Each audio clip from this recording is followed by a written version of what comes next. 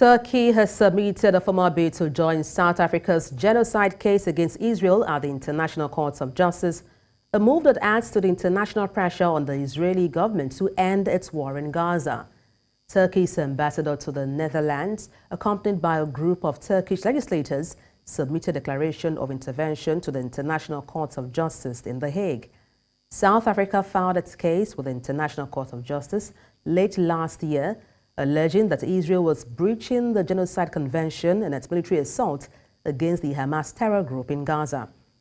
Israel has rejected the accusations of genocide as baseless and says South Africa is supporting Hamas terror group, which rules Gaza and seeks to eliminate the Jewish state.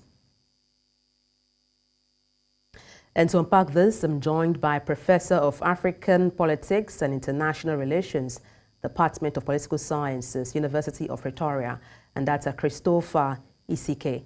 Good evening, glad to have you join me. Good evening, and thank you for having me. All right, the pleasure is all mine. Let me kick off by asking how you would, what's your assessment of relationships before now between Turkey and Israel prior to the developments, happening? Well, the relationship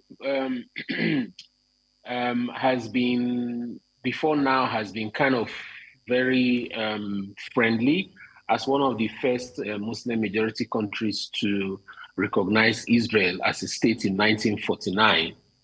Both countries, that's Turkey now and Israel, actually enjoyed, decades of, very good diplomatic relations. And the relationship actually experienced a growth during the 90s, including a large increase in Israeli tourism to Turkey, various free trade agreements, high-level visits, and sometimes military, cooperation and exchanges between them. However, during this period, Turkey also established formal ties with the Palestinian Liberation Organization in the 70s and was among the first countries to actually recognize the state of Palestine while it was in exile in 1998. So what is clear is that Turkey has backed the Palestinian Authority after it was established as part of the Oslo peace process in the 90s. Now, all of these actions indicates, Turkey's strong support for a two-state solution to the crisis, which seemingly guided its foreign policy towards Israel and, of course, in the broader Middle East. One could say that things started turning in 2006 when President Erdogan formalized relations with Hamas by, inviting the Hamas then leader Khalid Mashal to Ankara for a state visit.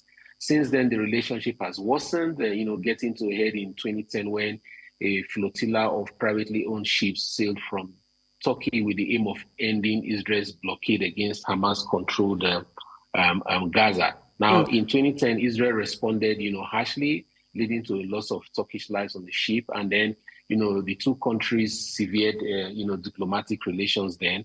And these were only restored in 2022 after, 12 years of, consistent and persistent U.S. mediation.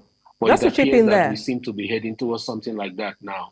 Just to chip in there, looking at all you have cited, I'm wondering, what potential fallout could occur for Israel if this case continues to gain traction internationally? Well, it will further erode Israel's soft power appeal, and the international goodwill it has enjoyed for years, which was based on, international support for the Holocaust, apart from what Israel has come to represent for the United States and its Western allies, of course. In addition to joining the ICJ case, Turkey will likely force use its position in NATO to force a full moratorium on NATO cooperation with Israel, and that's not very good for it.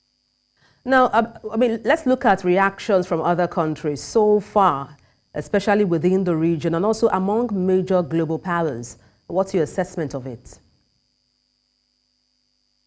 Well, several European countries have joined in the case and expressed support for the South African case.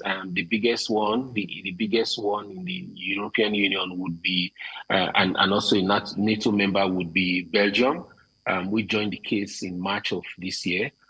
You also have countries like Ireland that have officially recognized Palestine as a state and a member of the United Nations.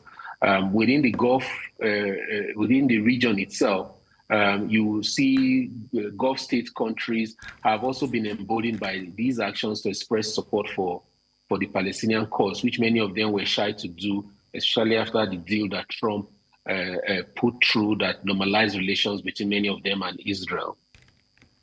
All right, thank you so much for your submission on the news. Professor of African Politics and International Relations, University of Pretoria, Christopher Isike.